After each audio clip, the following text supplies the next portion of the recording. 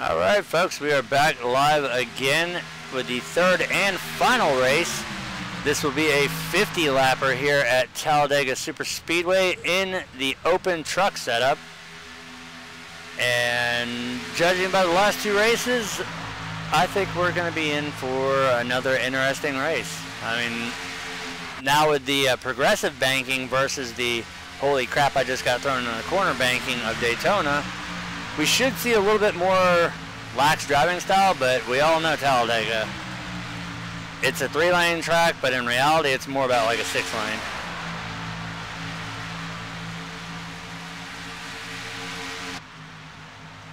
So you see that there's 14 going, but Dwayne came up during the off time with the server issue that he had bringing it up. He will be advancing at the 10-minute mark. And he was not able to get all the drivers who were not supposed to be in this race out of it. So we will have another 30-car field, but there's only 20, I believe. I think he might have changed it up to where all 30 will be running for it.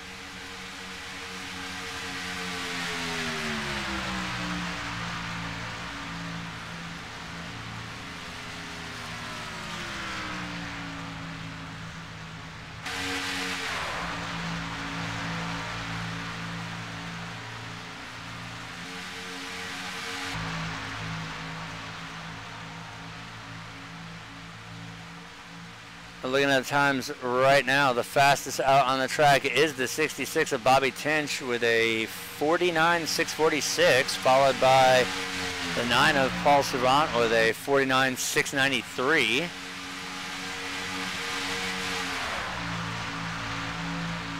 As we were approaching the 2-minute warning.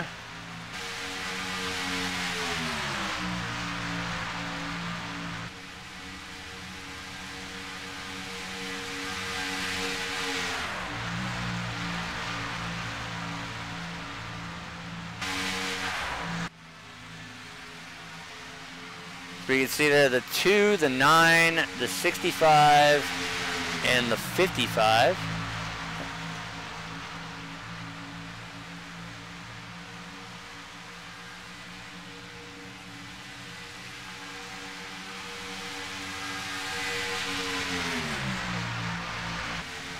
That's 65 and 66.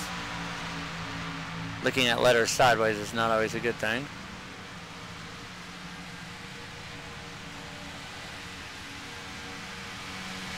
All-star pit there by the 2 of Seabrands.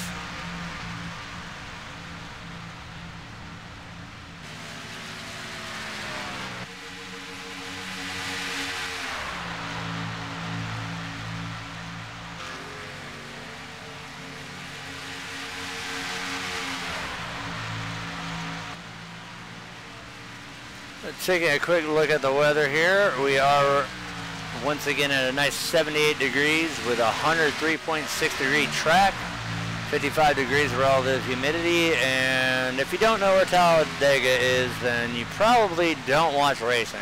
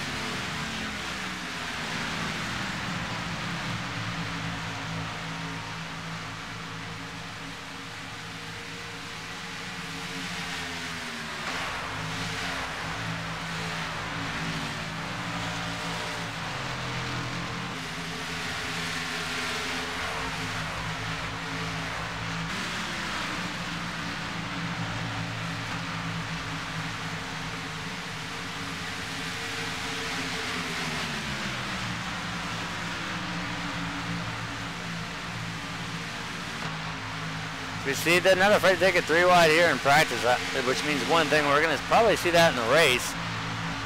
We are 3 wide too deep, and now we see that outside he was going to tuck down, but they're going to stay 3 wide, and now we're going to see the 27 duck up into the bottom line.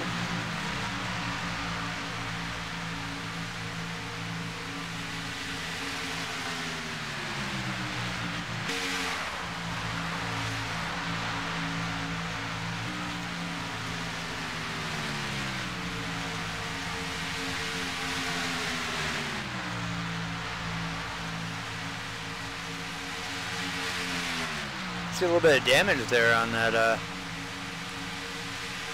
2 truck. There's that the 01. That 01's got a little bit of damage to his nose there. Very common thing to do when you get in the draft and you suck up, and we see there's a little bit more damage as he's breakdancing and gets collected again. Oh wow, we just had another one jump up in the air. Hopefully we get all this out in practice here, and we can actually run a race. Green flag in the end. We see the 112, he's pretty tore up.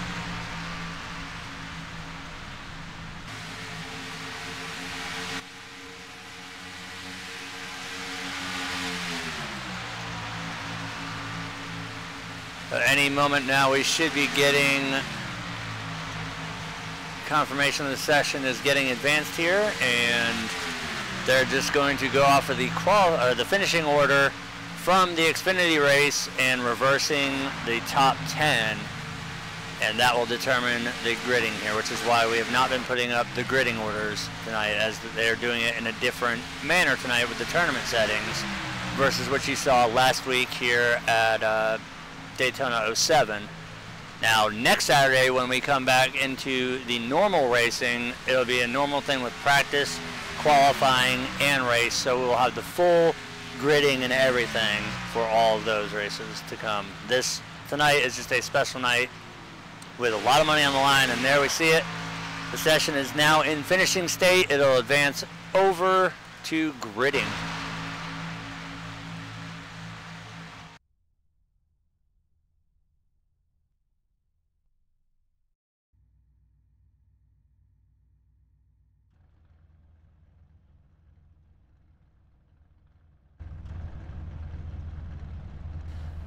Alright, so they're not reversing the order, so until things get all straightened out and everybody crosses the line, the scoring board is not going to read correctly. The 00 right now technically is on pole with the 112 starting to his outside, so we'll go through once they cross the line and get you guys the starting order for the field here.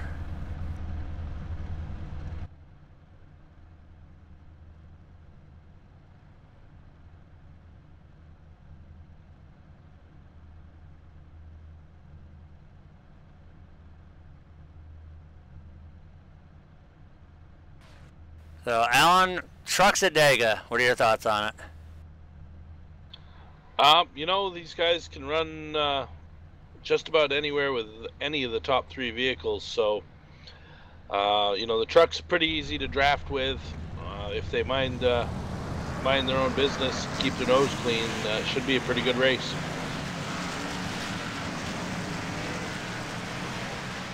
I'm really interested to see how it's going to turn out with especially with the last race being an open set, and now this race here being the last one also being an open set here. Who's going to have the fastest truck? But when it comes to a plate track, setups really aren't exactly as crucial as they are like a mile and a half, mile and down, but it does play into it when it comes to getting the truck up to speed. If you can get the truck faster than anybody else or the majority of the others, yes, you're going to have the advantage, but if you're stuck in traffic, you're going to have a faster truck that can't go anywhere because you're stuck in the traffic, which is why a lot of these guys know that track position is going to be key here with this race, especially with it being Talladega, and we know that this place is infamous for 3 and 4 wide, and open setups, you just really got to be patient and weed your way through it. But we've got 50 laps here. That's a lot of racing, dude. That's over 100 miles. So I think these guys, we might see a little bit more restraint here during the first half of the race, because they've got a long way to go this time before we see who wins this one. As the pace car is making its way through turn 3 and 4, we're less than a quarter of a lap away from taking the green flag on this one. And I'm actually really looking forward to this race here. This is going to separate the men from the boys.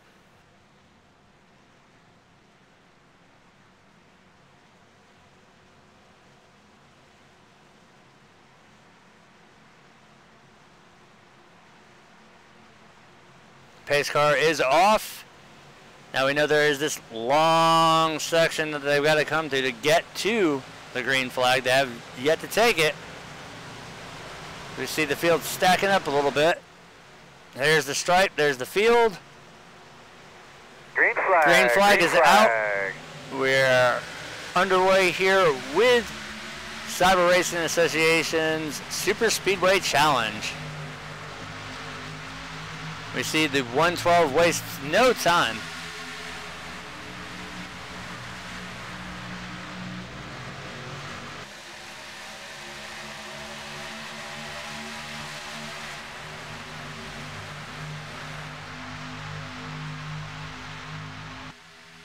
As we see them start to rattlesnake here, everybody's trying to get sorted out. We see the 112 on the inside and the 00 there on the outside. Oh, and we got a wreck already. What do you got for temp, sir?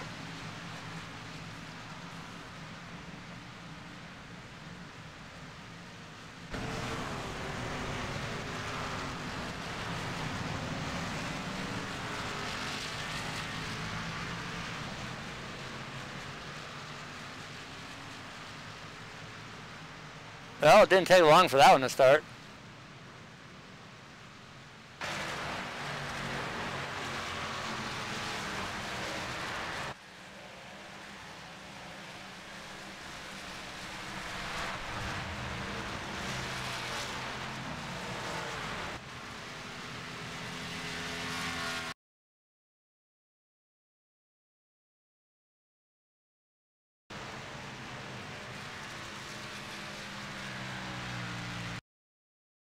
Alright, so we're going to take a look at it here as they come around. Watch the 86 here and the 65. This is where it all starts to go a little bit south. They head into turn 3 here, coming down the backstretch. The 65 bumps the 2. The 86 gets in there and just hooks the 65. They did a good job starting to save it, and then the 65 just got a little bit loose there and just started to go around and collected a few cars. But that one was brought out by the 86 of Adam Eisenhower.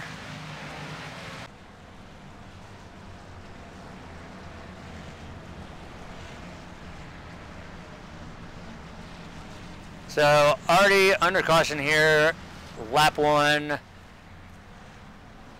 So that will put the 112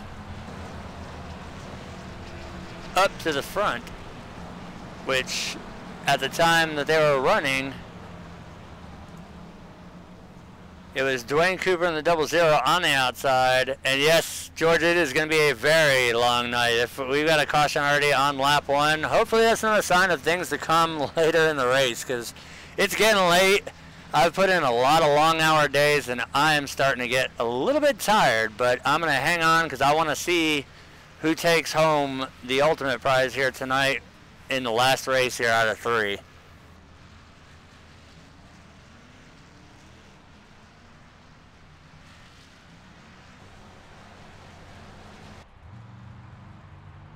So we ride with the rear-facing camera here of the leader.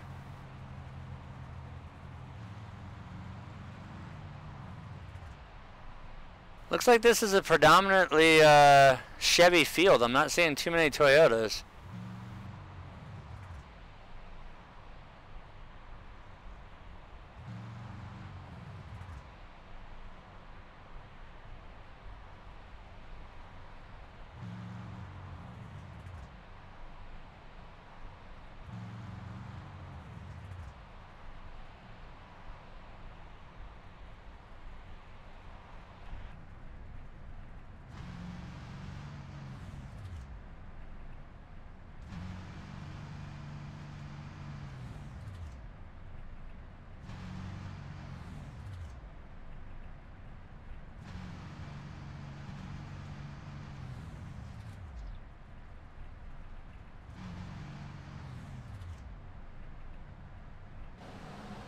As we see the field here just pacing along. These are long pacing laps here. This is a 2.66 mile track, so the lap times will probably be right around 2 minutes per lap under caution.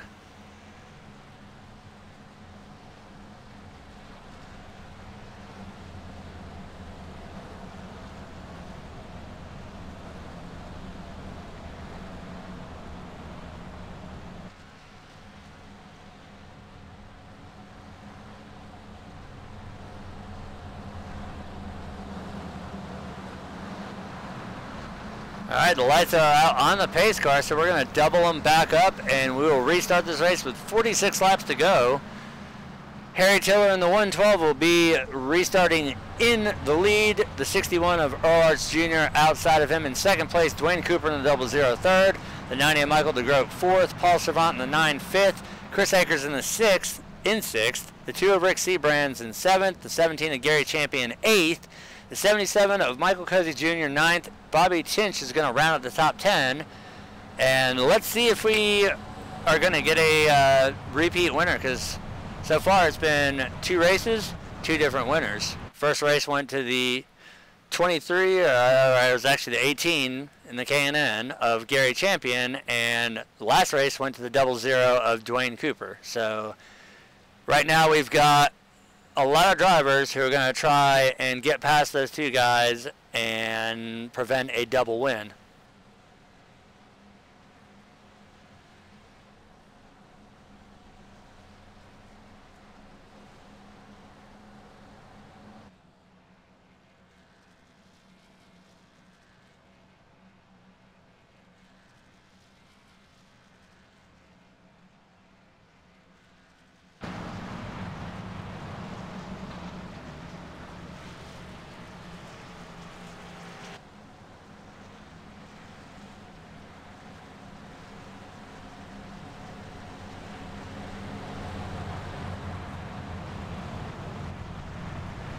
All right, as the pace car makes its way out of turn 4, we're going to see the pace car drop down, and we will get this race back underway. Hopefully we can make it more than 1 lap, because I really love having this Crank It Up camera running. Get some really cool angles and some really cool shots like this one right here. Hopefully we get to see a good green flag run here. Pace car is off. We're just waiting for the green flag to fall, and we'll get this race back underway. As we are looking from the flag stand here. Green flag is out. We are back underway here. 46 laps to go. Let's see if they can get these things fired up and stay in line.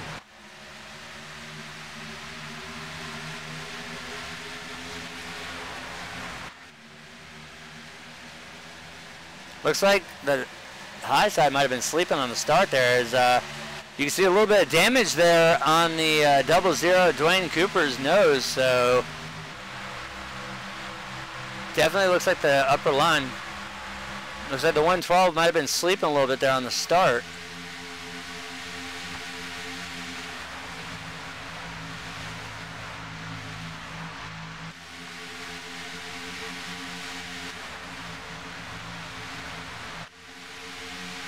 As they go to complete a lap here, we can see a couple cars are having a little bit of epileptic techno going on.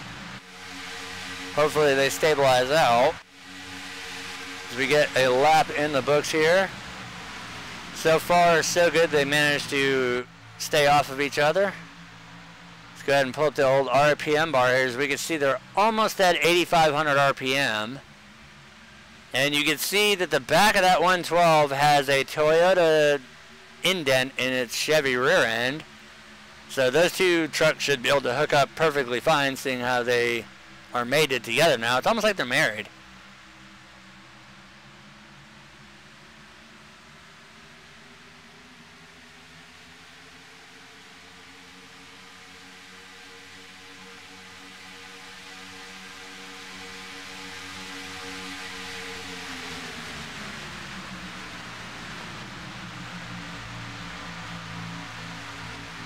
So we see RPMs staying right around 8,500. Red line on these ones is right around 89 to 9,000. You can get these trucks up to about 9,200, but then you're really running the risk of overheating them, especially with these being open sets. You really kind of have to be careful knowing what you're building, the track you're going to, and whether you intend to stay behind the truck for a lot of laps, because that's definitely going to play in the fact of whether tape is going to be an issue. As we see, looks like the 82 there, Daniel Harrington, he's blinking a little bit. That's going to hurt the bottom line, as the truck behind him is going to have to check up a little bit in order to not get in an area. We see they're going to go 3 wide here. As you can see there by the RPM gauge, it was flashing red there for a second, so they were about to redline the trucks, but they're going to sort things back out, and we're back to double file racing here. So you see 197 miles an hour, 198, 199, 200, 201. Peaked at 201 there going into turn 3, and that is looking from 3rd spot. And a lot of these drivers are hollering over radio here that they're getting hot and they're going to have to back out of it. So that's definitely going to come into play. Even though the air temperature is only 78 degrees, the track is 106.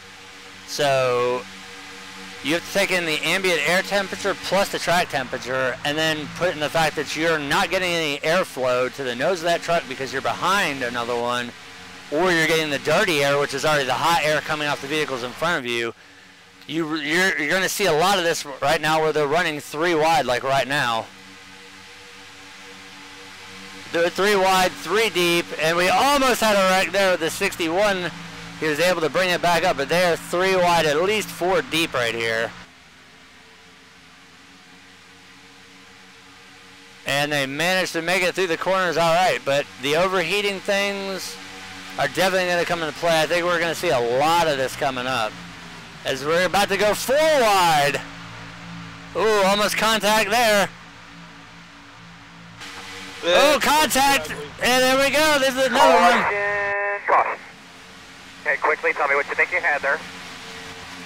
So we're now working our 2nd caution here. I knew that was not going to work well there, and that definitely showed. So we're going to go on board with the 61 here and see exactly what happened. My bet is this going to be a side draft gone wrong.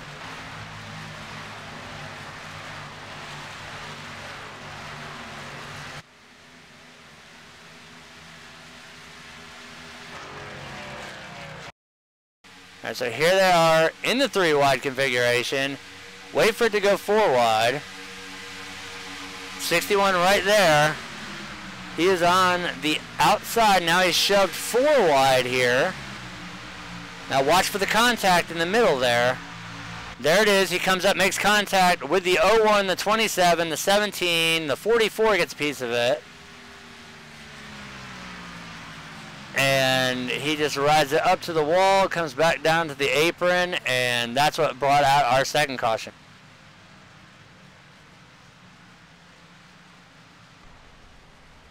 We're also going to take an on-car ride with the 17 of Gary Champion.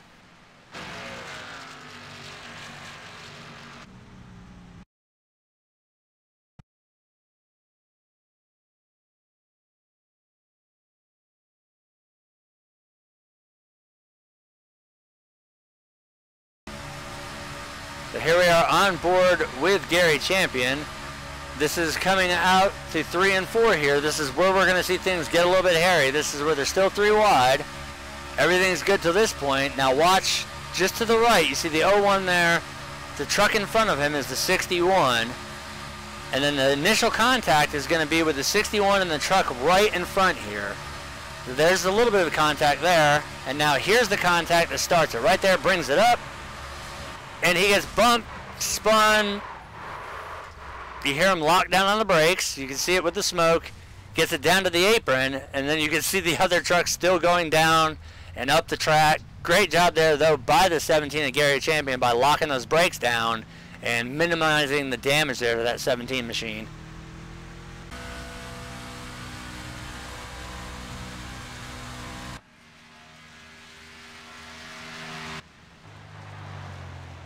So we are working our second caution here at Talladega. 39 laps to go.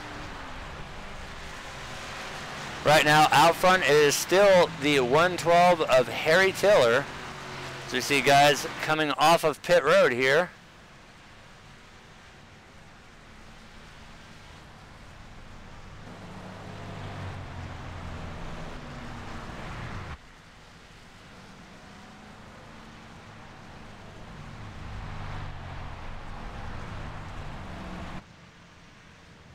So a lot of these drivers opting not to use the quick repair just yet. So you see there's still damage to the nose of the 00 and to the rear of the 112. A lot of drivers involved in that wreck did use their quick repair. So now, if they do get involved in anything else, they're definitely SOL for the rest of the race.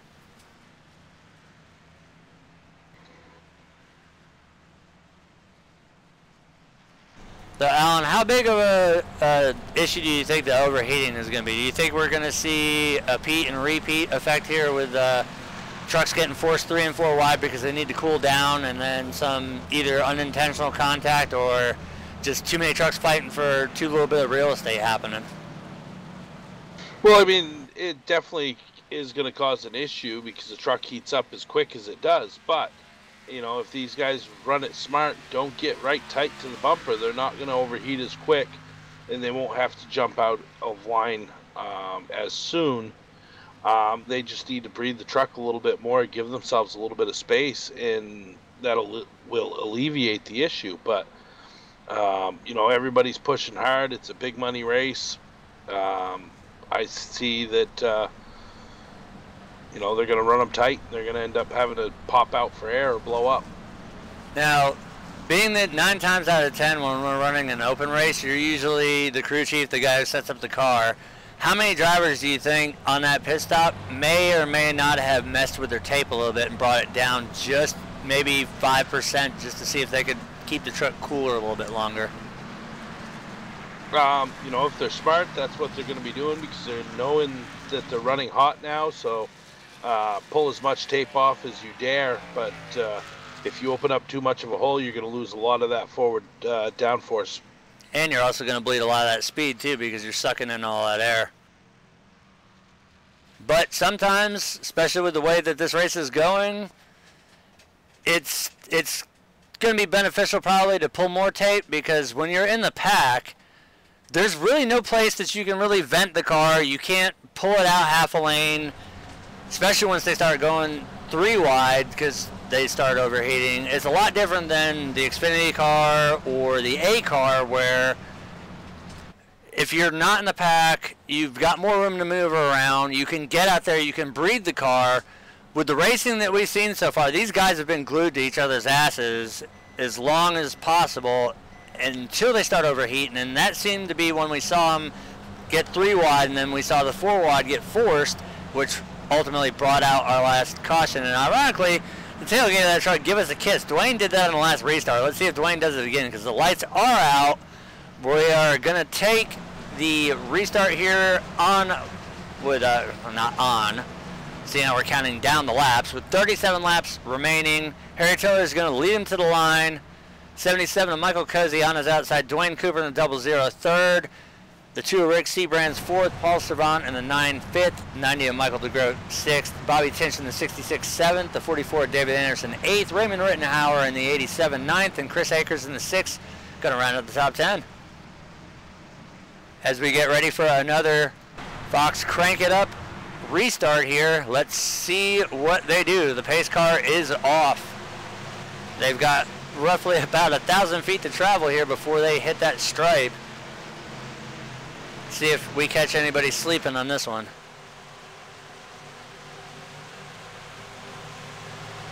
Ready, green flag, green flag. Green flag is out. Let's see what they do.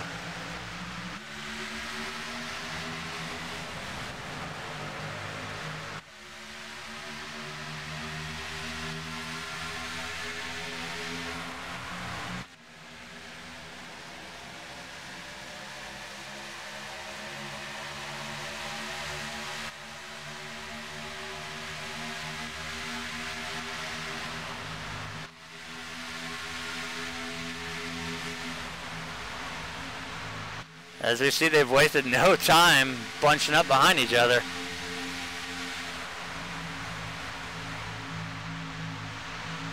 They're not quite yet up to speed. They're only at about 190.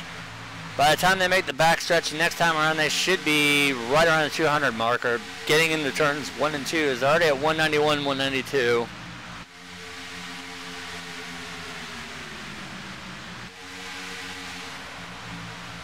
As we can see, there's a very, very heavily damaged truck there in the back of the pack. He's going to float out and be a lone truck. So you see speeds through the corner, 191 to 192, 193 here, 195. We might see this jump up to 201, 202 before they hit turn 3.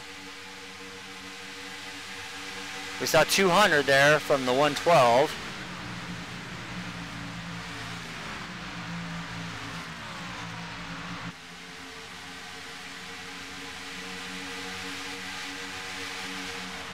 So we can see that one truck way off in the distance. He has got some very, very extensive hood damage, so he might come into play here in about 15 laps or so, since he's completely lost the draft, and with these trucks traveling at about 200 miles an hour, he's probably traveling about 60, 65 miles an hour slower than these guys in the pack are by himself with all that damage. It's only going to be a matter of time before we potentially see lap traffic becoming an issue, especially if these guys start overheating again and they have to start spreading out and we start seeing the 3 wide again. Or if people start deciding that they want to run that third groove to see if they can make something happen. But right now, I think the safe bet is to pretty much stay double file for right now.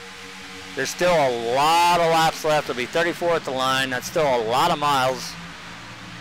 A lot of time, and do you really want to risk having to use a quick repair, restart in the back, or if you already used your quick repair, do you want to potentially jeopardize the rest of your race?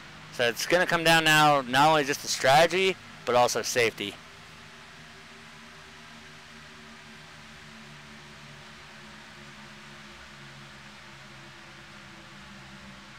So you see the 00 is not hesitating to push the 77 as he was absolutely glued to the rear bumpers. We see, looks like the 82 is lining up to possibly go 3 wide, but he's going to tuck in.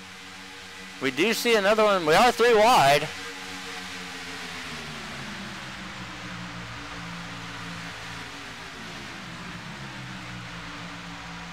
That would be the 76. He's able to drop back down in there with the Christopher Bell paint scheme.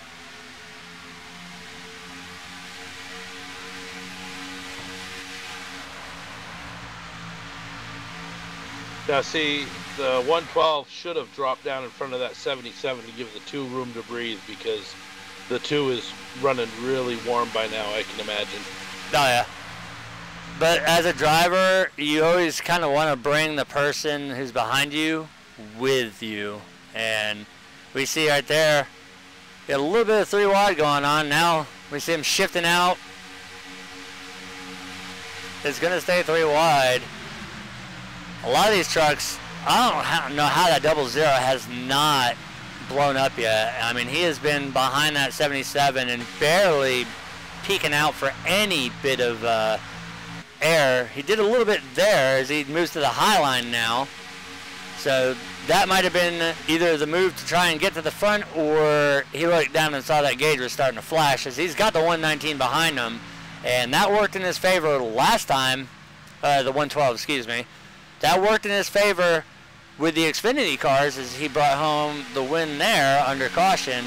But with that nose there, it's kind of putting the outside line at a little bit of a disadvantage because it's not as straight as the other Toyota's nose is. But honestly, I've seen worse, and they've still been able to do good. And we do have a backpack forming right there on the outside. You can see them. So we do have the potential for these guys to start looking for that Larson line here around Talladega. We'll be taking 30 laps this next time by.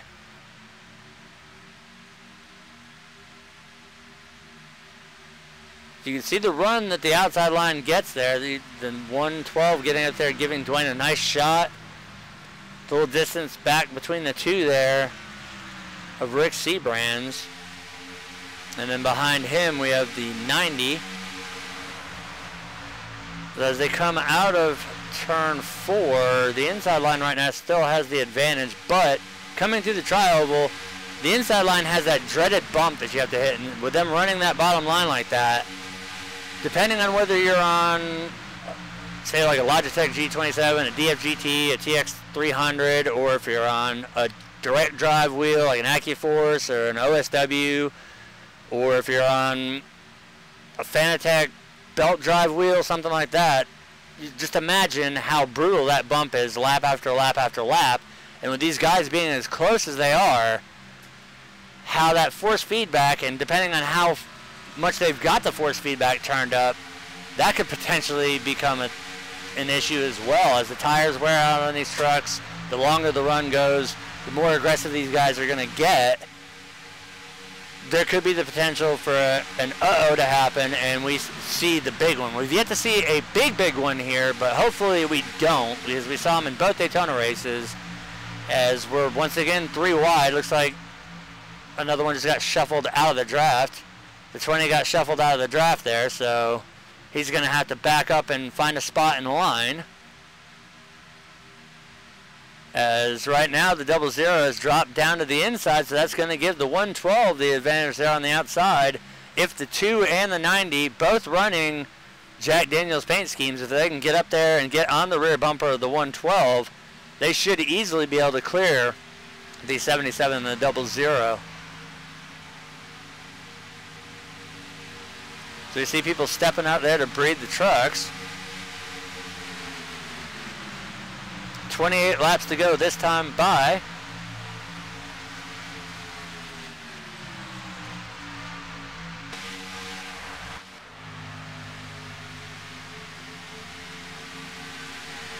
Well, I think. And now that lap traffic that I was talking about is going to come into play here. We've got the 58 up on the high side. That would be James Peterson. He's going to stay high. Everybody's going to go through. And they're 3 wide on top of it, so 4 wide through lap traffic there.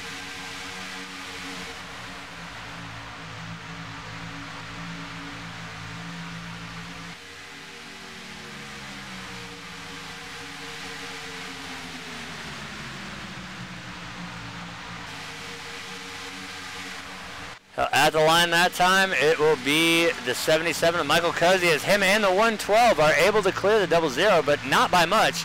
It looks like Dwayne had to jump out. As they're coming up to more lap traffic, they're 3 wide behind lap traffic here, so we're going to see what happens. As we see the 27 down on the apron, they're able to clear him. Whoa, that was very close. That was really close. The 01 got a little piece of the lap car there, but they were able to make it through with no wreck, as they're going to continue to stay 3 wide. The lead truck there on the outside is the 76 of Scott Warren. Now they want to be careful up in that higher line there, as the marbles are collecting up against the wall. Those aren't marbles, those are roller skates. Well, they will be if they get under their tires.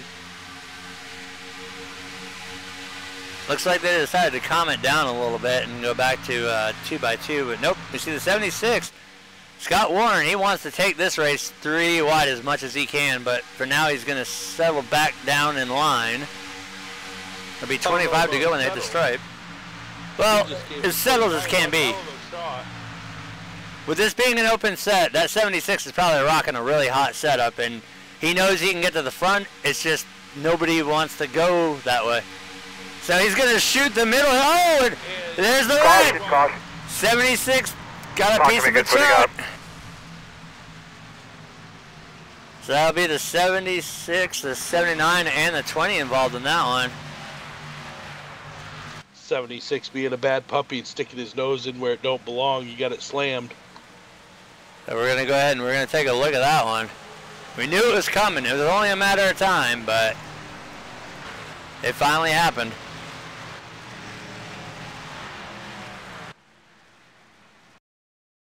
So here comes the instant replay. So keep your eyes on that JBL truck. That is the 76 of Scott Warren.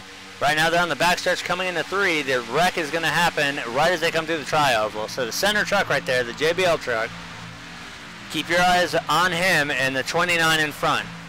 And then also you'll see the 20 get involved as well. So here he goes to shoot the middle right there. And then hooks the 29 and also gets the 20 as well. And oh, violent ride for the 20. 29 collects him. Oh, wow. Oh, we see the truck on its lid. I do believe that's a 20, so we're also going to take a look.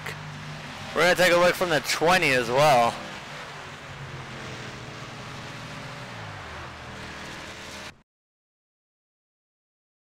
So we're going to back it up and we're going to go on board with the 20 and watch from his point of view on this one. As we ride on board with Michael Coe here.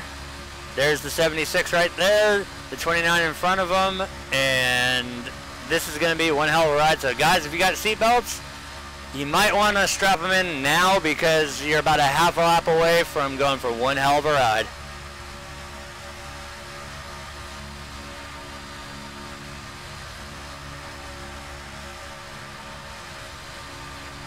You see the 20 down on the bottom line, just minding his business. He's dead even right now with the 29, and this is right where the 76 is going to make a hole. And you're about to see this truck go dead right there.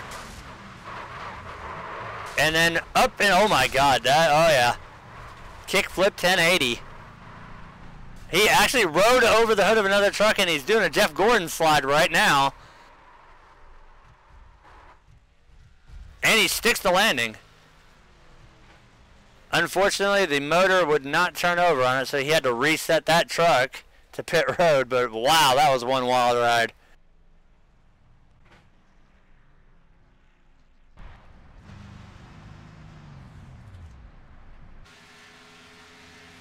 So that is our third caution of the race. So we've had 2 decent green flag laps there, but that definitely was something that didn't need to happen.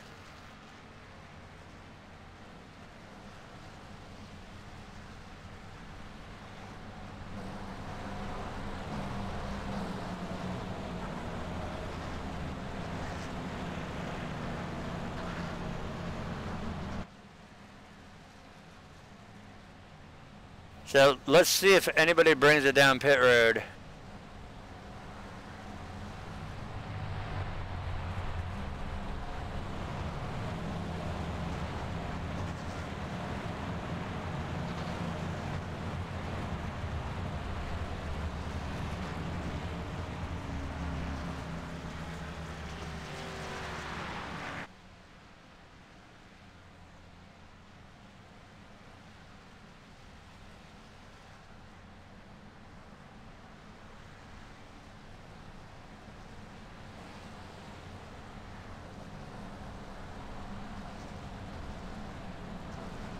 So looking out front, the 77 of Michael Cozy is going to be your leader. Behind him, we've got the 112 of Harry Tiller. Behind him, the 66 of Bobby Tinch. Rick Seabrands in the 2 is going to be occupying the 4th spot. The 00, Dwayne Cooper in 5th. The 87 of Raymond Rittenhauer, 6th position. 7th goes to the 9 of Paul Servant. 8th goes to the 90 of Michael DeGroat. 9th place is the 44 David Anderson, and Marty Ray in the 65 rounds out the top 10 as we're going to be approaching 20 laps to go here. So we're more than halfway done with this race, but there's still a lot of racing left to do. And I know it's an old and worn out saying, you pay for the whole seat, but you only need the edge, and that's kind of coming to fruition here as we've seen 3 decent sized wrecks here, but nothing on the scales what we saw during the first race with the K&Ns or the second race with the Xfinity cars. Definitely that last wreck gave us some killer onboard footage there from the 20 standpoint. That was one hell of a ride he went for.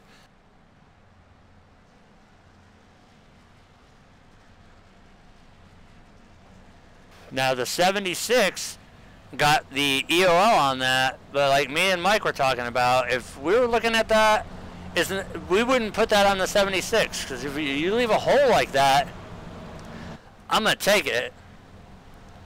even if word is that he had owned up to it, regardless, if you leave a hole as wide as there was there, hell, I'd take the damn thing. And if the door closes and you know that you've got a truck on your inside, that automatically rules you out of being at fault, because you were already committed to the line you were at, and if another truck comes down on you, that's no longer your fault. But, and word from race control, the 01 has been removed from the server, so that will be one less truck in contention now. The 27 was also removed.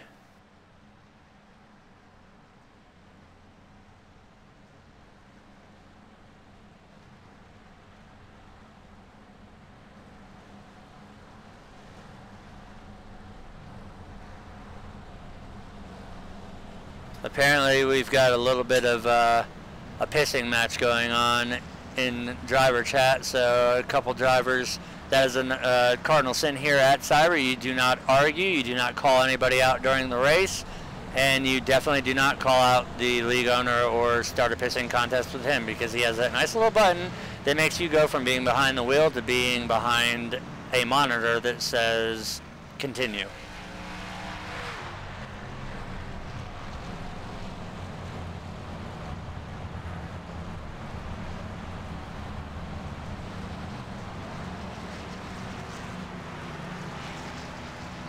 Okay, so clarification on the 76. He was asking for a black flag to be cleared for passing under yellow, and he was accidentally given a black flag. So that there sorts all that out. So as it stands, the way that wreck did unfold, the 76 did not receive a black flag. It was a miscommunication. So the black flag has been cleared after accidentally being given to the 76 of Scott Warren.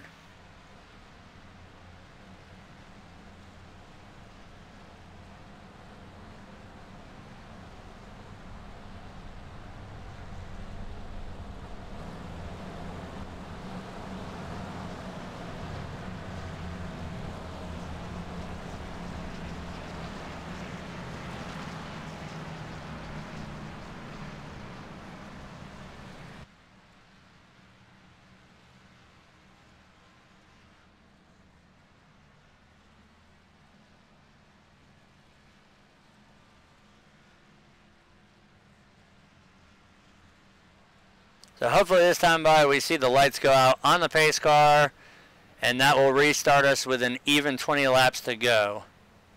Now, sadly, as much research as I've done with Mustangs in the past, I can tell you that that right there is an S197 GT, because it does have the fog lights in the grille along with the pony, whereas the stock one does not.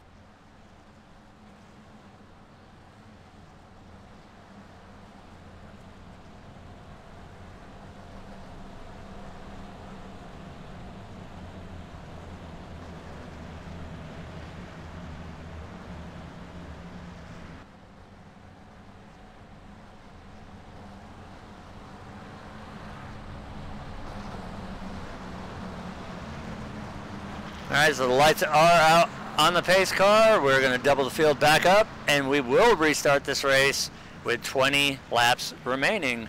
77 of Michael Cozy on the inside, the 112 of Harry Tiller on the outside. That'll be your front row starting here on this restart. We've got the 2 of Rick Seabrands, and then the 66 of Bobby Tinch there on the inside in row 2.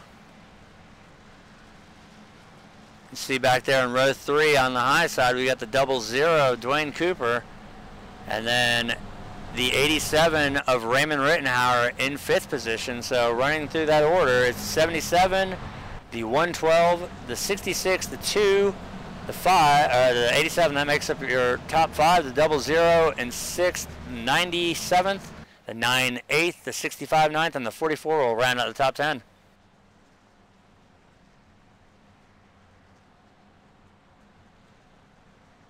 Now, it goes without saying, but I want another opinion on it. Alan, are we done with cautions?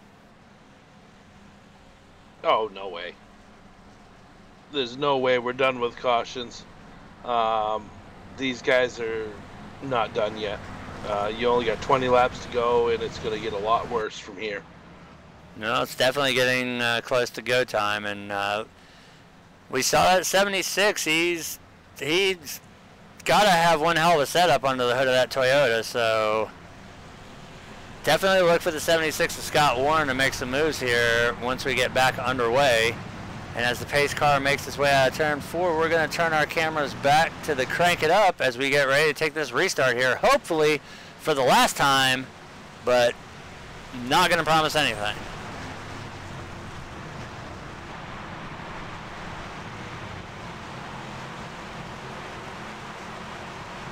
The pace car is off. We're waiting for the green flag.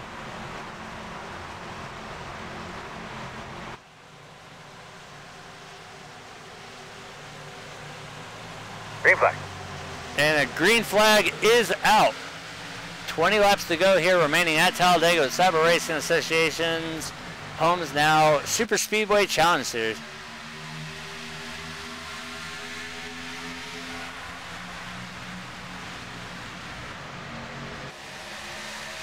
We got predictions in live chat that there's going to be at least 2 more cautions, so let's see if that plays out. You see they're already mixing up there in the back of the pack. The front few are all right, but well, as soon as I say that, they start wiggling around.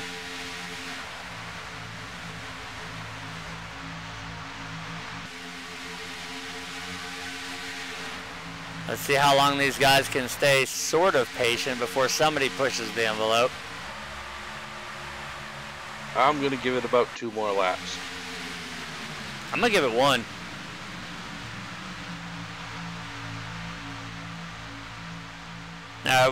We got running bets here in the booth going. Alan said 2, I said 1, Mike said 6. So we're going to see how long it takes before we see another yellow flag come out here.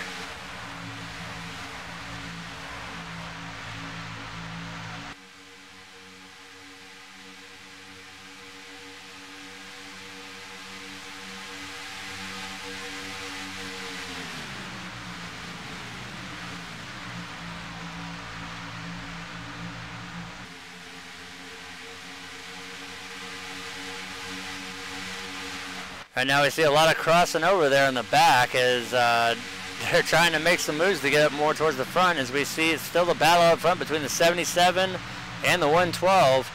That time across the line, and give that lap to the 77, but just barely.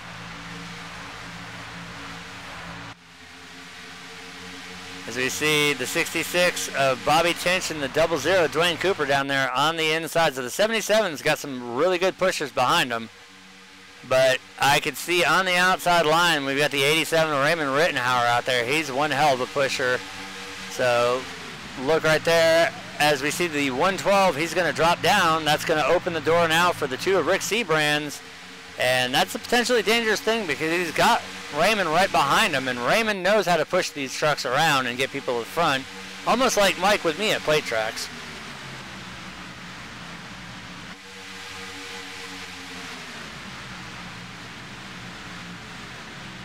So 17 laps to go here at Talladega. The laps are winding down and the action is definitely starting to pick up.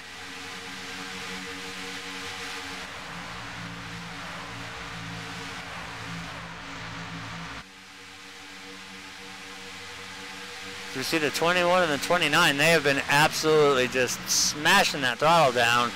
They have managed to catch up to the back of the field. Don't think for a second that they're not going to hesitate to take it 3 wide.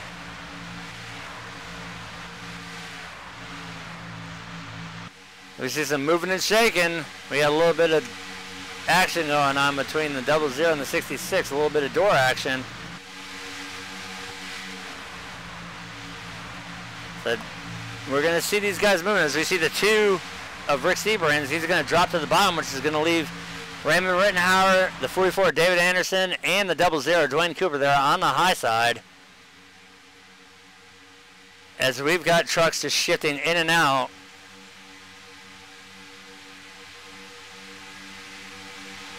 The way these guys are moving.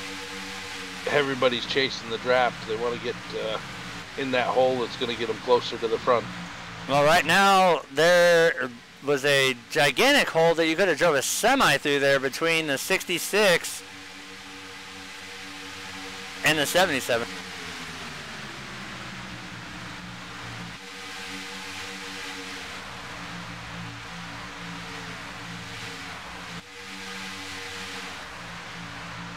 Things are starting to get a little racy here.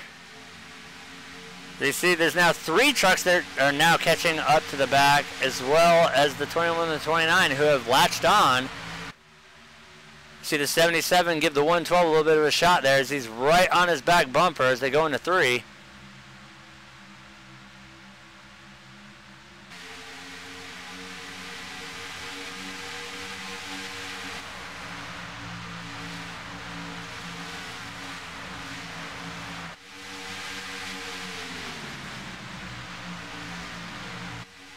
As they come to the line this time, who is going to claim this lap? Give that one to the 2, and we're 3 wide. 90 up the middle. That's going to force the 00 out to the high line.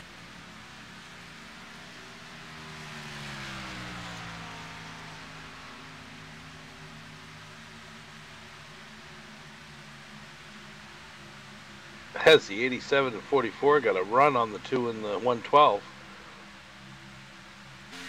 They're going to lose it coming through the corner. Look at the commitment that the 112 has there on the bottom line. He is just absolutely relentless on the bumper of that 2 truck.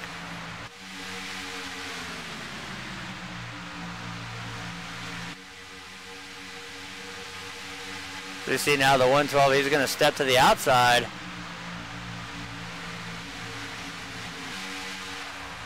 This is definitely draft racing.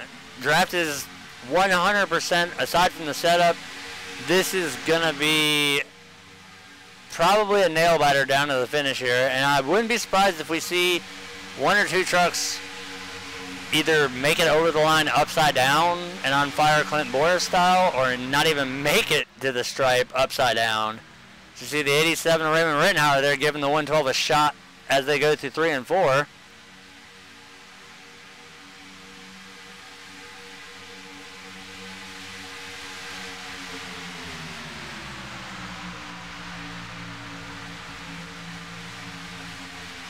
The 12 laps remaining here at Talladega.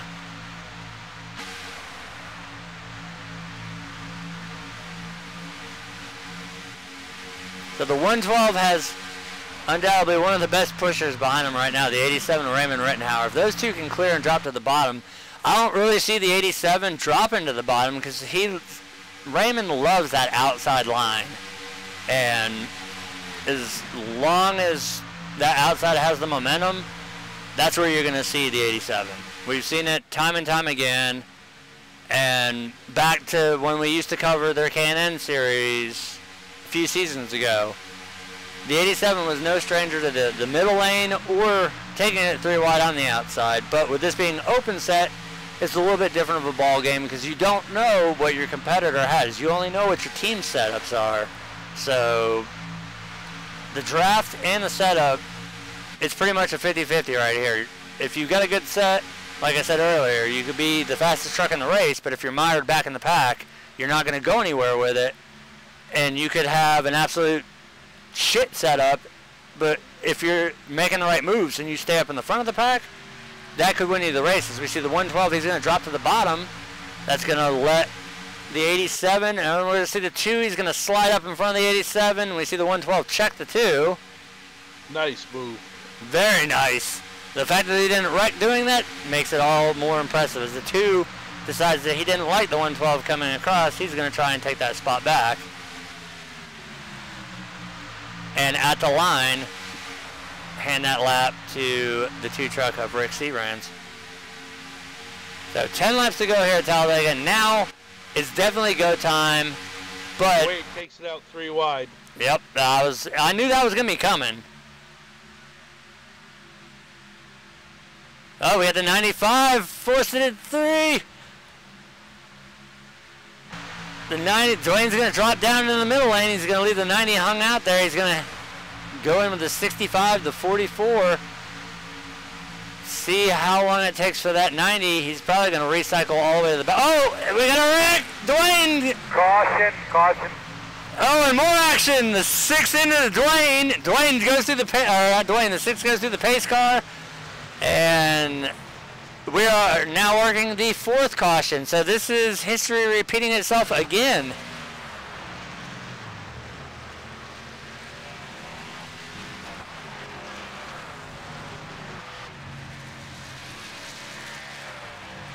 We're going to go on board with the 21 of Daniel Holloway because he got a really good glimpse of what went on that time.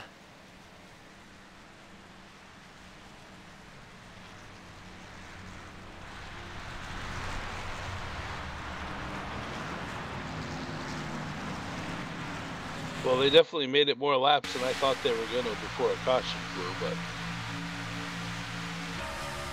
So here we are coming to right where it's going to happen. There's the hook. And we see the 21. Everything looks good so far.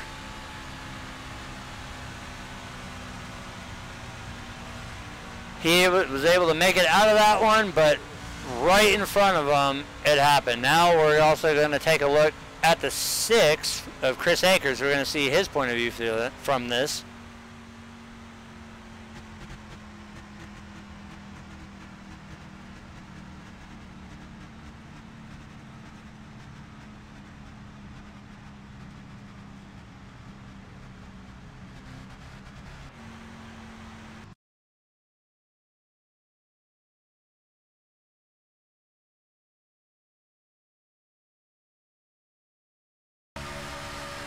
Let's take a look here. We're riding on board with the 6.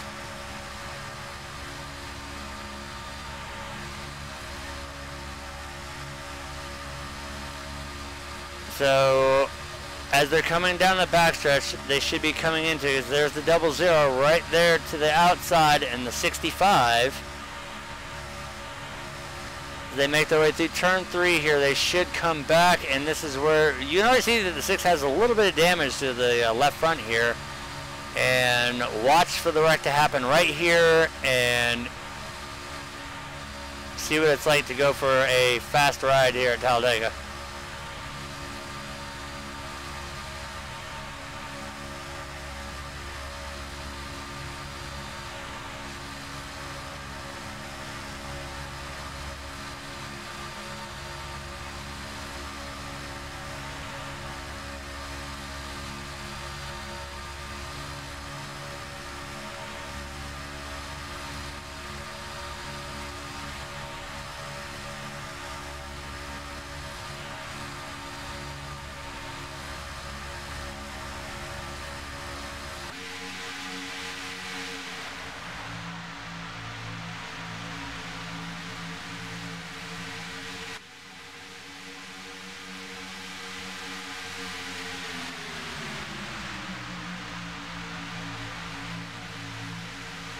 We had some really good racing up before this wreck happened.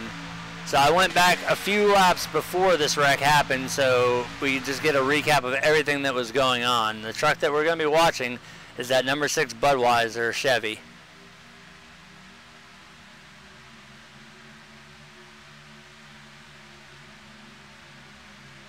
As we go back on board with the 6.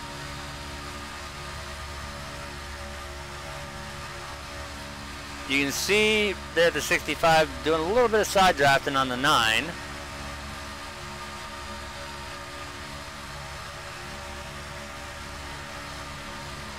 And here we go. He's trying to save, trying to save, trying to save. Comes up, gets tagged, and ooh, through the pace car. Hell of a job saving it though.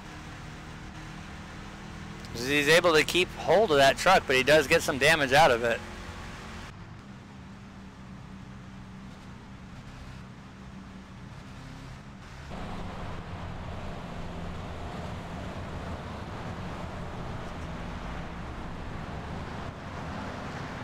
Looking up towards the front of the field right now, that top spot is being held down by the 112 of Harry Tiller. The 2 of Rick Seabrands right now being scored second, the 77 of Michael Cozy third, The 87 of Raymond Rittenhauer 4th. Bobby Tinchin, the 66 5th. The 44 David Anderson 6th. Paul Savant in the 9 7th. The 21 Daniel Holloway in 8th. Michael DeGroat in the 99th. And the 29 of Matthew Wilson back, riding at the top 10. As we're going to restart with probably about 5 laps to go.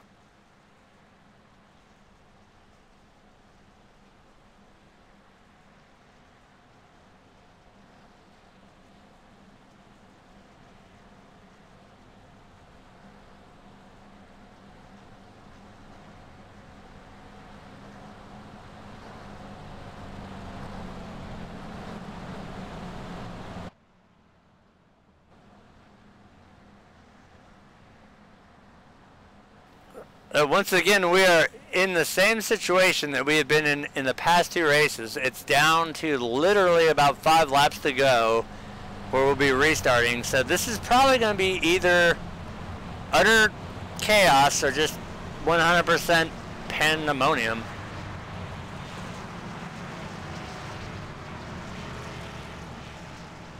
See if the lights on the pace car go out this time, or if we're going to have to go around for 2 more laps.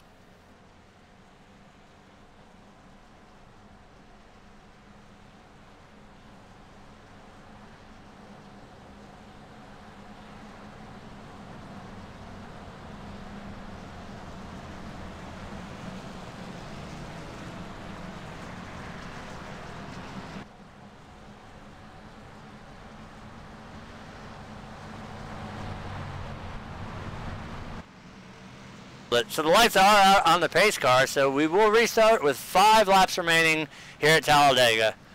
Alan, what the hell are we going to see here? Caution. How soon? These guys aren't going to make it to the end. They're just, I don't see it happening. Everybody's going to push as hard as they can right now. Don't forget, this one has the overtime in it, so if the caution comes out before the white... Oh, no overtime on this one? All right, well, it's just going to be hell then. So I fully expect to see balls to the wall racing here. And don't be surprised if you see that yellow flag come out again. But lock them seatbelts down one last time, hopefully, as we get set. We're about a half a lap away from restarting this race.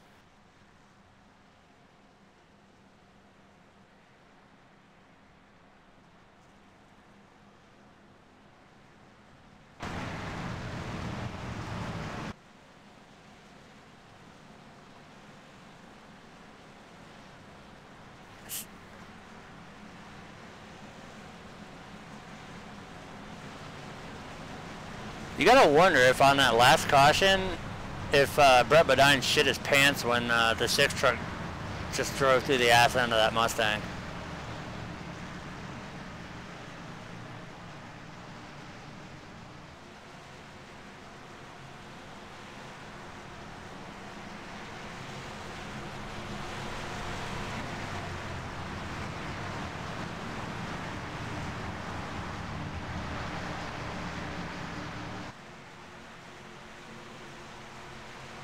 All right, Brett, get that piece of crap off the track so we can get back to racing here.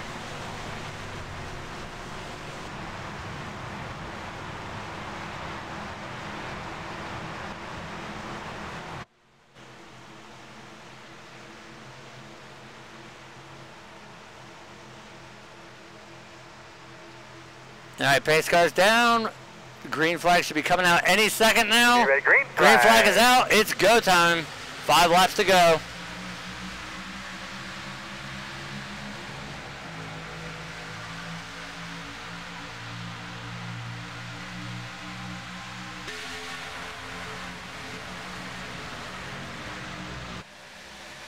Look at that.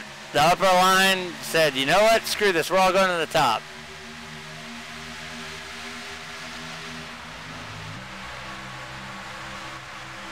So we are riding on board with the 112 as they're fanning out huge here. The 2 got hung high and dry there, but now he's able to drop in behind the 66.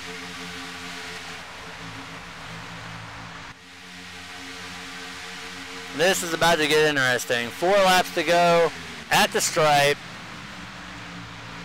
Oh, there we go. There's the wreck. Big junk. Big junk.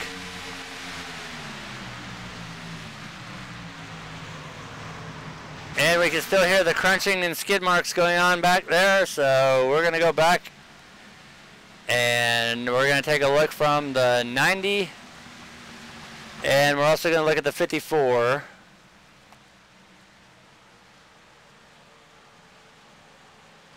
We're going to go on board with the 54 for a nice inboard. He went for a ride apparently, so we're going to check out and see what happened here.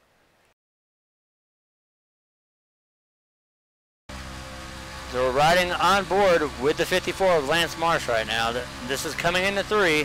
The wreck is going to be in the tri-oval. You can see right down there, Michael Coe on the inside.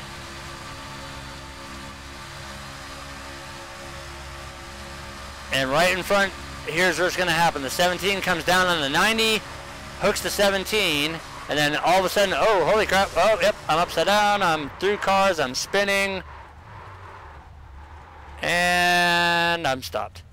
Motor's still running on, he's good to go, and you can see the aftermath that's in front of him that he's going to have to hope he can make back to pit road.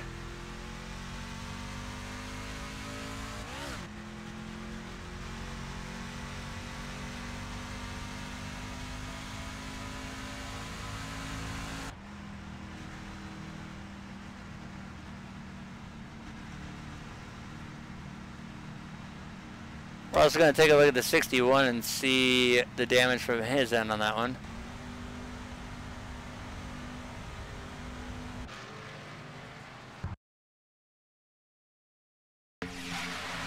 And this is going to be coming right up to the wreck.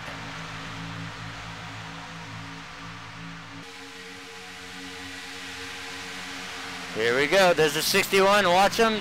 He gets hit in the back. And then you can see the axle's pushed out on that truck already. So watch once the 61 gets going here.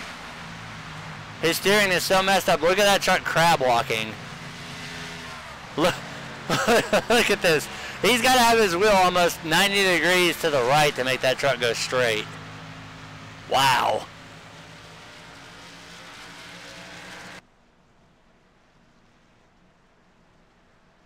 So we're going to cycle back up here to the front after getting a couple views of that wreck there. The 112 right now being scored, actually the 87 being scored as the leader, but I know that is not correct. The 112 is your leader. So we knew it was going to happen, but the question is it going to happen one more time? Because I think at this state, it's either going to end under caution or they're going to get a green-white checker here.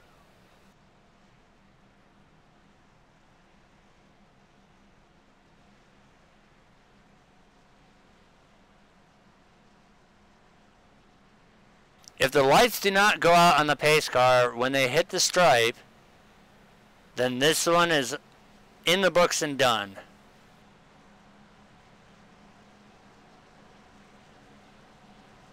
It'll be interesting to see as Brett, Todd, Jeff, whoever the hell it is in the pace car tonight, driving it, once he crosses that line, if the lights go off or if they stay on. If they stay on, that is race. If they go off, we are going to have a one-lap shootout.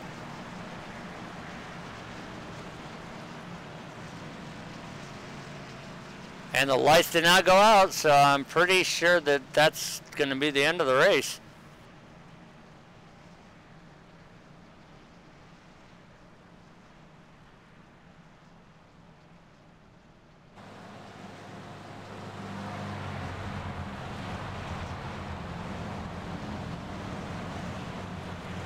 So this one is in the books. The 112 of Harry Tiller is going to win here at Talladega with the trucks. So that's 3 tracks, 3 different winners. We had Gary Champion win the K&N race, Dwayne Cooper won the Xfinity, and now Harry Tiller is going to win the truck race.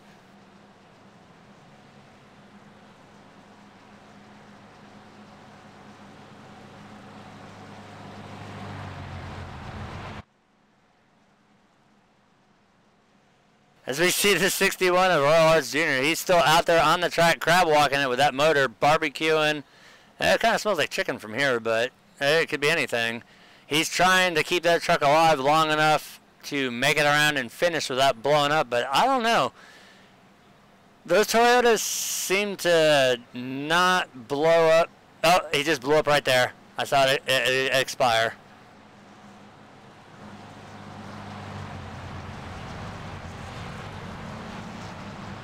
So we're going to finish this race under I-pacing here.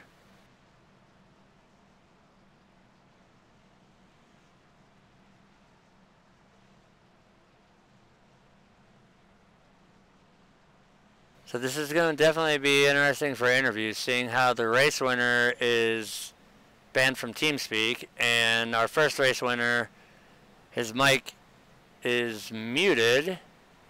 So it looks like Dwayne's going to have a lot of talking, because Dwayne did win the second race, so Dwayne's going to have to do 3 interviews, so this is going to be fun.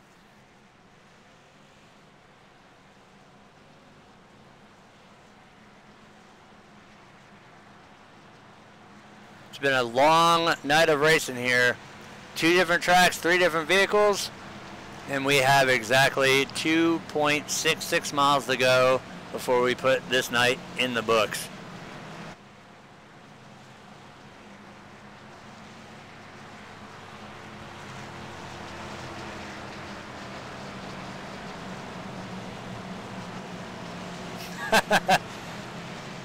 Oh, 1 lap to go, sponsored by Credit One Bank here.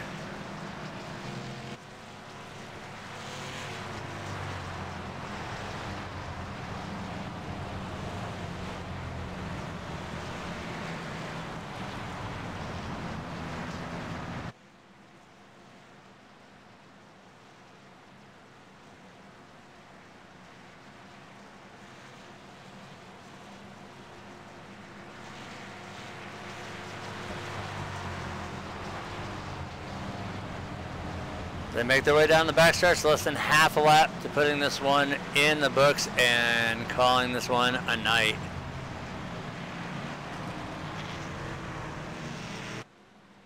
Awesome. We do actually have Gary Champion, who won the first race of the night, so we'll get his interview in, and then Dwayne will just have to do double duty.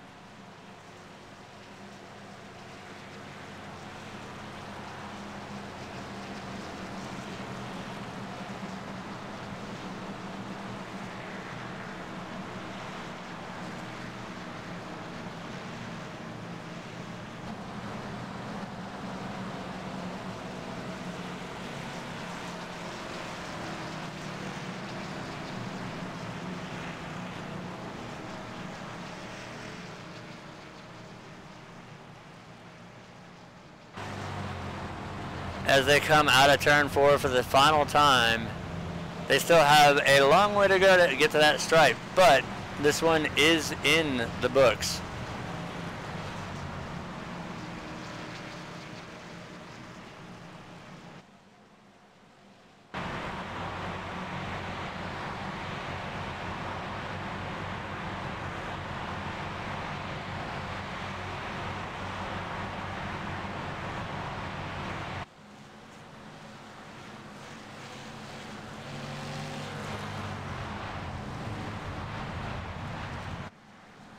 So here, as they cross the line, that is going to be the end.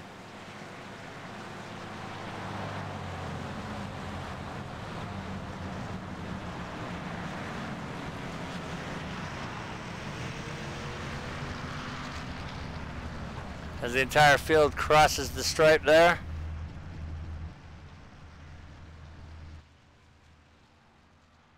Our race winner, the 112 of Harry Tiller, is going to sit there.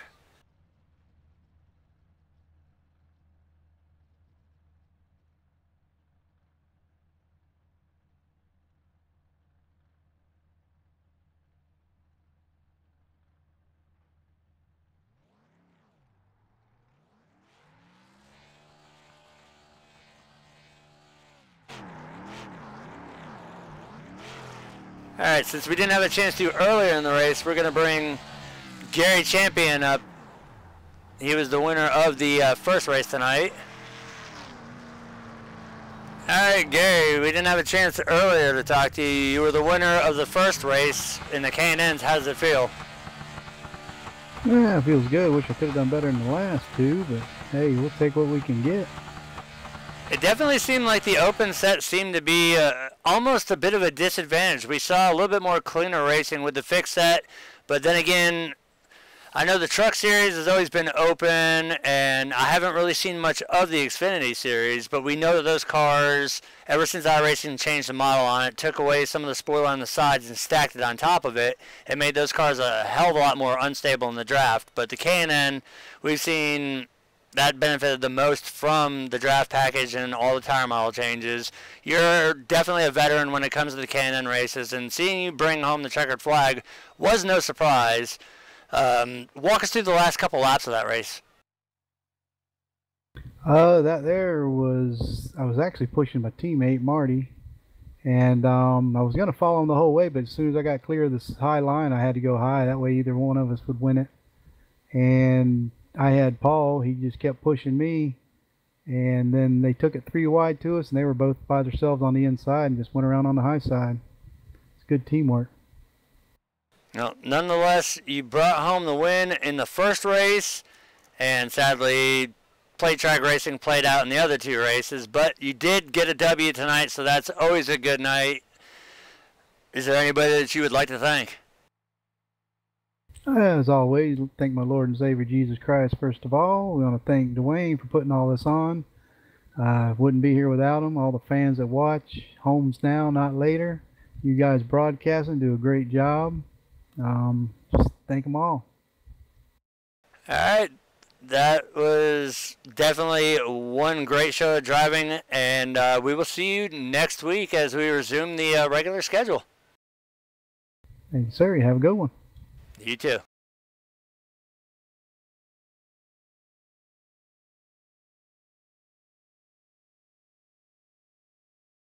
All right, now we're going to bring up the 00 Dwayne Cooper because he won the second race, and we didn't get to interview him because we had to get out of the server.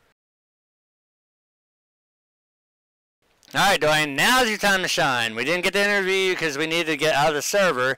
You won the Xfinity race tonight. Walk us through that one.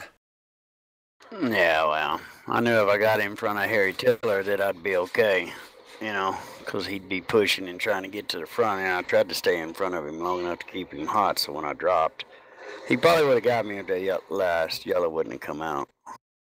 Now, what was your take on Talladega here? Was it what you expected to see, or was it a little bit more of aggressive driving towards the end? Nah, we had a lot of aggressive driving. I was actually trying to stay up front there, and I got caught toward the end, so all that work at the beginning ended up not doing me any good and knocked me out of the top 10, which was all that really mattered. Well, we definitely saw one common trend, just like we did with the stage racing. It seemed that every race we ended up with a caution with about a handful of laps to go, and either it ending under caution or having a shootout with a caution attached to it. But plate racing, Gary brought home a win, you brought home a win, and Harry brought home a win. So that's 3 different winners. We didn't have a repeat, so luckily you don't have to shell out too much money tonight. That's got to be a good feeling. Yeah, you know, it's not a matter of not wanting to shell it out. I mean, there was some guys that was doing some things that they shouldn't have been doing, you know, and I don't want to call people out, you know, on the air like that, but let's just say they won't be back in the league. I've had about enough of that BS. No, there's a time and a place for it, and this isn't the time, and this is definitely not the place. So it's no stranger to seeing people getting ejected, but that is all for the greater good. You brought it home in the winner's circle in the Xfinity race, and I can't wait for next week to go back to the regular schedule to where we can actually get the qualifying and everything to show up and it look a lot better. But all in all, I don't think we race next week. Really? We have an off week?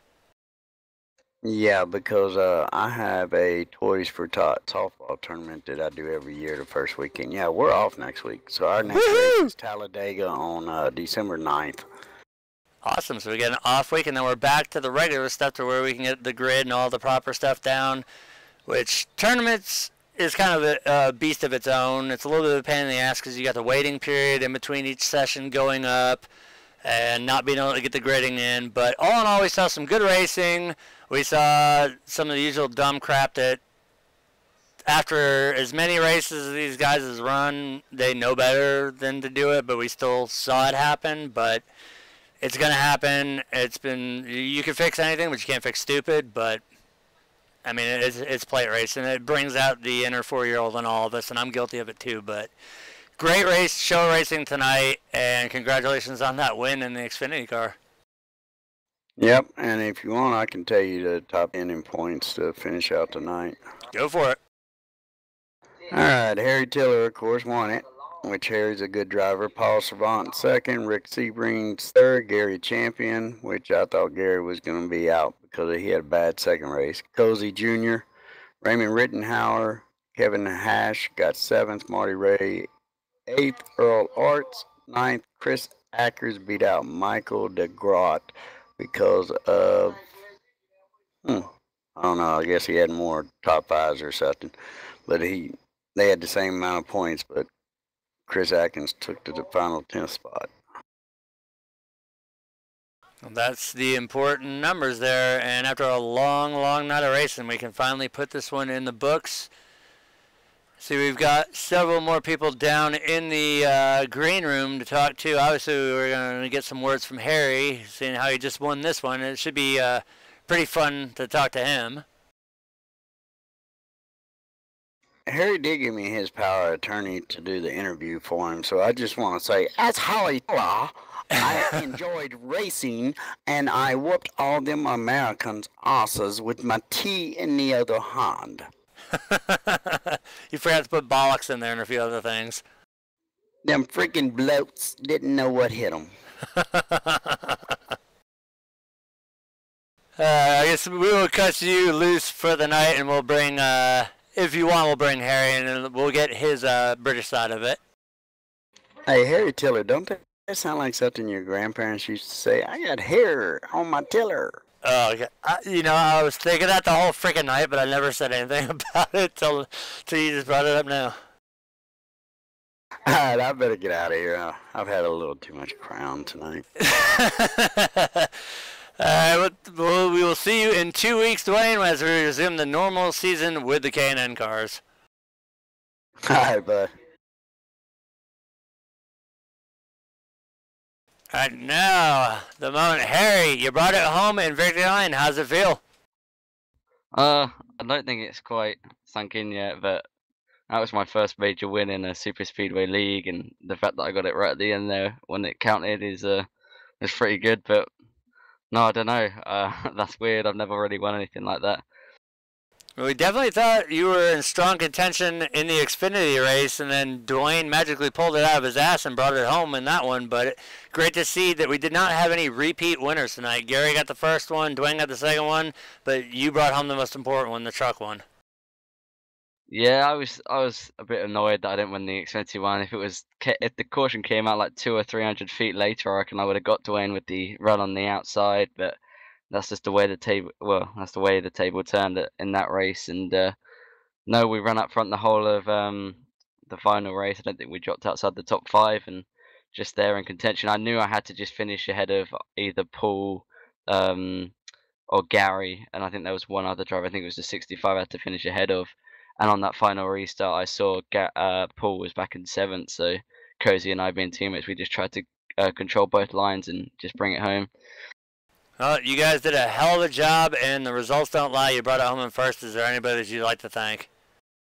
Well, like I said, I'd just like to thank Cozy, Travis, and Spencer for working with me and getting me to the front there at the end with Cozy and keeping me up there to win it. And just thank you to Dwayne for putting it on and getting all the money in and putting on this sort of this sort of event where we're not actually paying any money for it, and he's getting all the money in himself, and it's just cool to see, and someone who will put the time and effort in and make it all fun for all of us.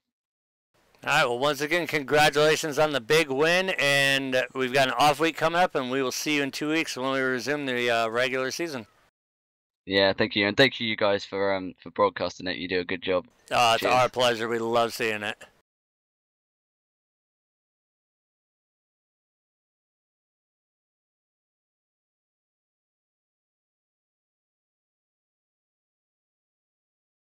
All right, we're going to go through the results here real quick.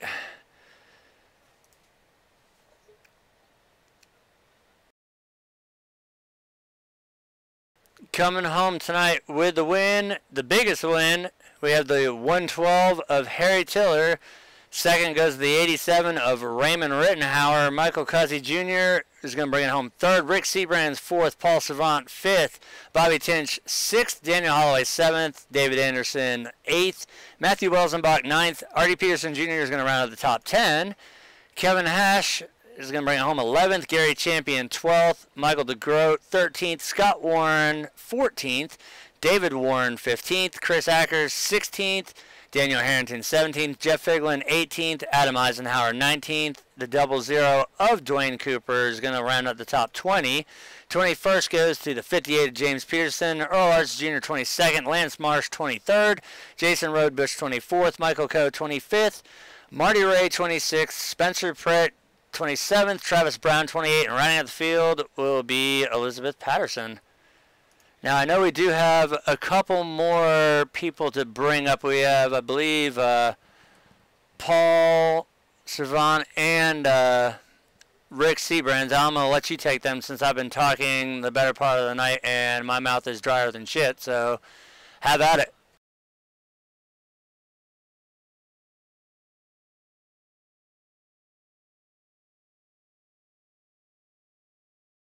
Hey, Paul, it's Alan up in the booth. How you doing, buddy? Brought it home second tonight for total points. Yeah, how you doing, man? So you brought it home second in points for the championship there. 3 races tonight. What do you think? All in all, 3 races to beat 3 top 5s.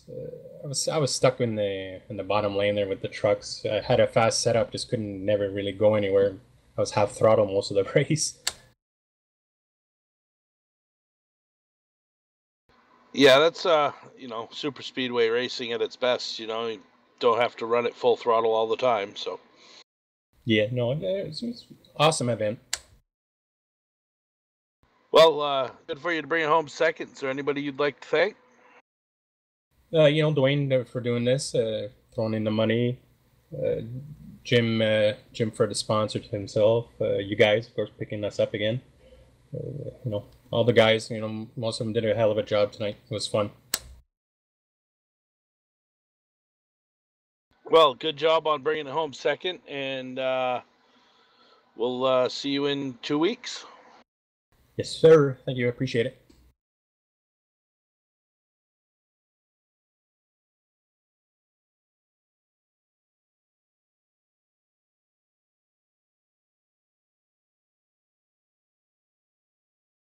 Hey, Rick, how you doing tonight? Brought it home third in points.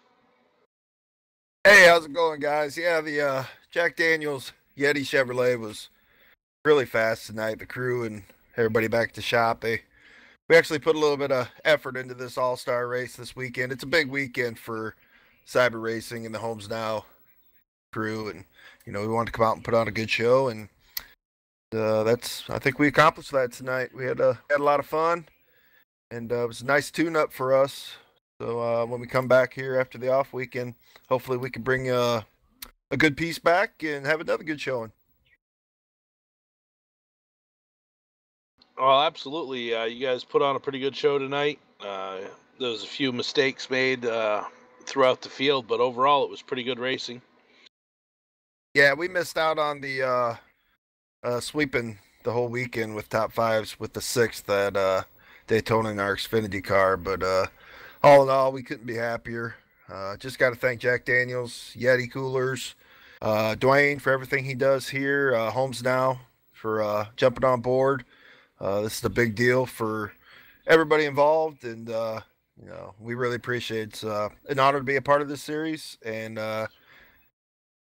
beat race our way in to the All-Star event tonight. It was a lot of fun, and I look forward to it next year too.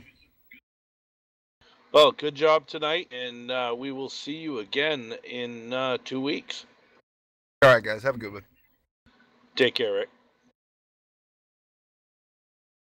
All right, and with that said, all the interviews have been knocked out. Mike, Allen, what do you guys think of all the racing we've seen tonight?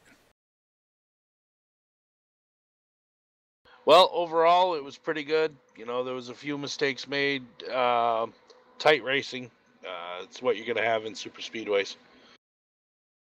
Oh, we all know the nature of the beast of play track racing, especially when you throw in the combo of an open set too. Everybody's so used to running the K&Ns, and we're so used to watching the K&N series with it being fixed that open setup is a whole new ball game for us with this league. But it seems to be that the trend always carries on. It doesn't matter what you're racing, whether it's fixed or open. As long as it's a play track, draft is going to be a major factor. We saw that all night, and especially here with the trucks, with it being a little bit bigger of a track than Daytona, having the progressive banking, you carry more speed, the trucks heat up faster, and we definitely saw that with them having to move and shift around to try and cool out.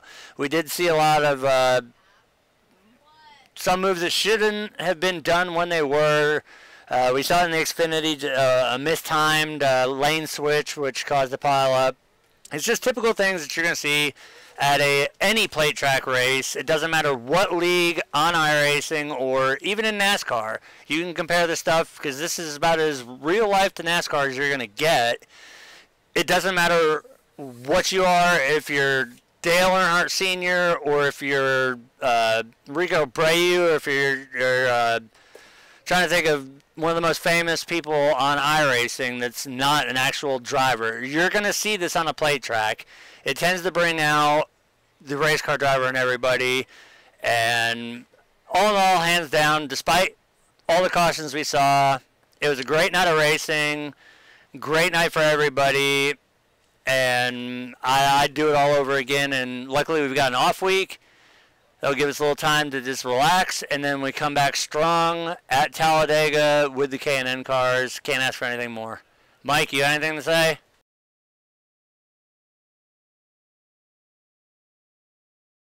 I like messing with Mike because he doesn't have a push-to-talk button. That's going to do it for us here. Thank you to everybody who tuned in tonight and watched. For everybody at Cyber Racing, Homes Now, and Die Hard Live TV, thank you for tuning in. Hope you guys enjoyed all 3 races. And we will see you guys in 2 weeks.